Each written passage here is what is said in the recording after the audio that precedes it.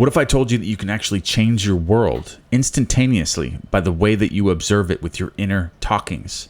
Welcome back to the channel, guys. This is Chapter 7, Power of Awareness by Neville Goddard. And as always, I'm going to give you my narrative right along with this to help you better understand. So we're going to start off here with these experiments that were conducted at Princeton and Dartmouth in the psychology laboratory in Hanover, New Hampshire, which proved that what you see when you look at something depends not so much on what is there as on the assumption you make when you look. Okay, so basically, you're the observer's effect. So how you look at someone actually changes them. And if somebody's negative or habitually negative in your life, if you can observe that person as being positive, you can implant new thoughts into that person, but with that expectation or that assumption through the observer's effect. So you're changing your assumption when you observe someone differently. Okay, so we're going to get into this a little bit deeper in this chapter. Since what we believe to be the real physical world is actually only an assumptive world, it is not surprising that these experiments prove that what appears to be solid reality is actually the result of expectations or assumptions. Your assumptions determine not only what you see, but also what you do. This is true. So your assumptions, whatever assumption you have for yourself, and what assumptions you have for your world change how you react to things in your world. So change your assumptions of yourself as well, and that'll change how you observe your world. Okay, so your assumptions determine not only what you see, but also what you do, for they govern all your conscious and subconscious movements towards the fulfillment of themselves. Over a century ago, this truth was stated by Emerson. Okay, as the world was plastic and fluid in the hands of God, so it is ever so much of his attributes as we bring to it. To ignorance and sin it is flint. They adapt themselves to it as they may, but in proportion as a man has anything in him divine. The firmament flows before him and takes his signet and form. All right, so your assumptions is the hand of God molding the firmament into the image of that which you assume. The assumption of the wish fulfilled is the high tide which lifts you easily off the bar of the senses where you have so long lain stranded. It lifts the mind into prophecy in the full right sense of the world. And if you have that controlled imagination and absorbed attention, which it is possible to attain, you may be sure that all your assumption implies will come to pass. Okay, so when William Blake wrote, and we all know William Blake, okay, so what seems to be is to those to whom it seems to be. He was only repeating the eternal truth. There is nothing unclean of itself, but to him that esteemeth anything to be unclean, to him it is unclean. Romans 14:14.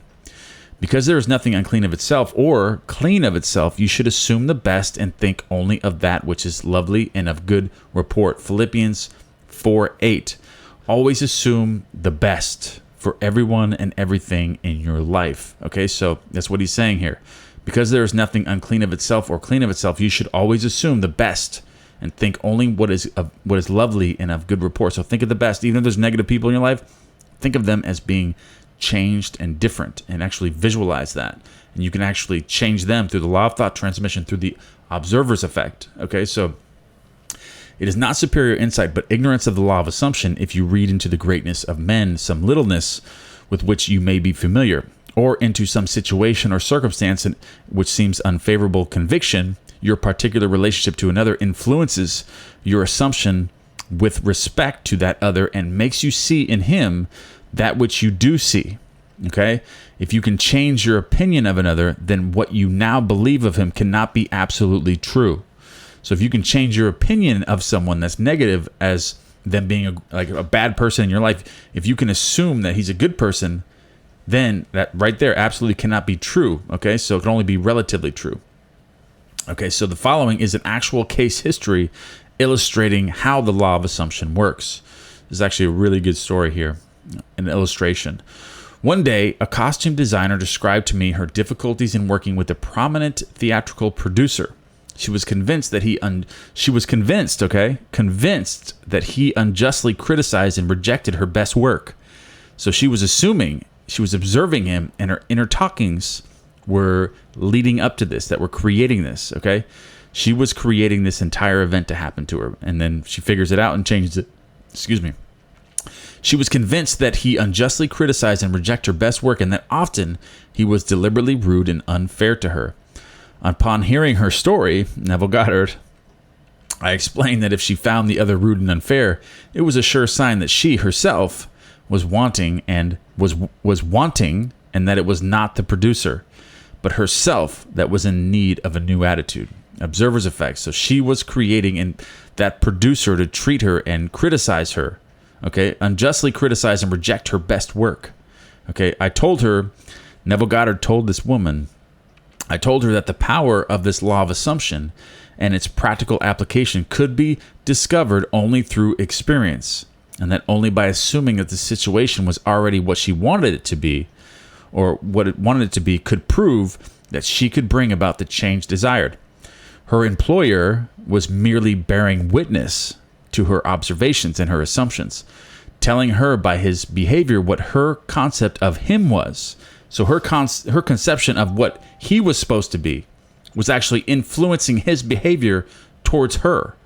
I suggest that it was quite probable that she was carrying on conversations, inner talkings. She was carrying on inner talkings with him in her mind, which were filled with criticisms and recriminations. Okay, so she was creating this in her mind. Something bad is happening to you, more than likely, you are creating that yourself. So if something in your life is going wrong, examine your thoughts for a minute and see how you are observing this person. Okay, so maybe you're creating them yourself. There was no doubt but that she was mentally arguing with the producer in her mind. For others only echo that which we whisper to them in secret. I love that. Okay, for others only echo with that which we whisper to them in secret. I asked her if it was not true that she talked to him mentally, and if so, what those conversations were like. So he asked her to observe her inner conversations. Okay, so, and then she confessed that every morning on her way to the theater, she told him just what she thought of him in a way she would never ever address him or dare to address him in person. The intensity and force of her mental arguments with him automatically established his behavior towards her. She began to realize that all of us carry on mental conversations, but unfortunately, on most occasions, these conversations are argumentative. And then that we only have to observe the passerby on the street to prove this assertion. That so many people are mentally engrossed in conversation and few appear to be happy about it. But the very intensity of their feeling must lead them quickly to the unpleasant incidents but they themselves have mentally created and therefore must now encounter. When she realized what she had been doing, she agreed to change her attitude and to live this law faithfully by assuming that her job was highly satisfactory and her relationship with the producer was a very happy one. So she changed her inner talkings, completely reversed them. And then she assumed that her job was highly satisfactory and her relationship with the producer was a very happy one. To do this, she agreed that before going to sleep at night, okay, so she's going into her imaginal scene, okay, and on her way to work. She did this before she went to sleep and on her way to work, okay, so and at other intervals during the day. She started to imagine that he had congratulated her. See, Neville Goddard uses a lot, the congratulations. Congratulate, congratulate, congratulate, which creates that emotion, that feeling very effectively, and I agree.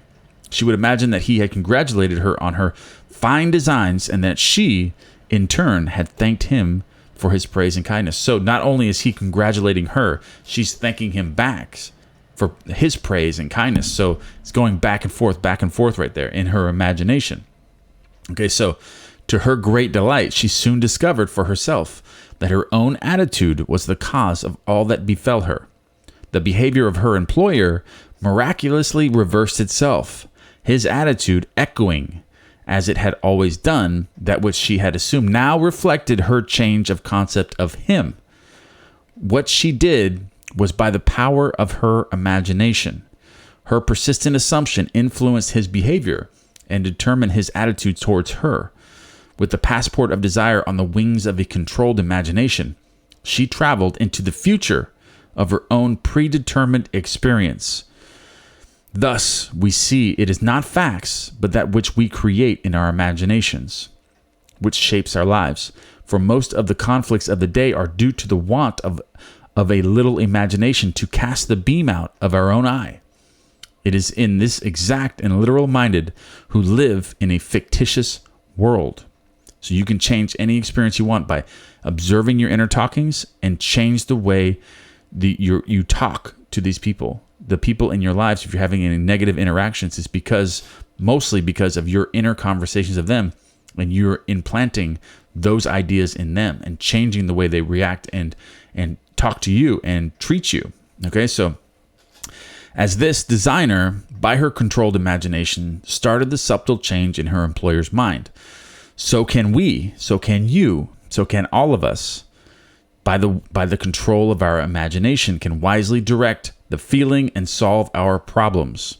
By the intensity of her imagination and feeling, the designer cast a kind of enchantment on her producer's mind. So you can cast these enchantments, okay, if you want to call them that, which caused him to think, and his generous praise originated with him. So like what I was talking about before, your imaginal acts are going to create thoughts into other people, and they're going to think, they're going to be exactly what you want them to be.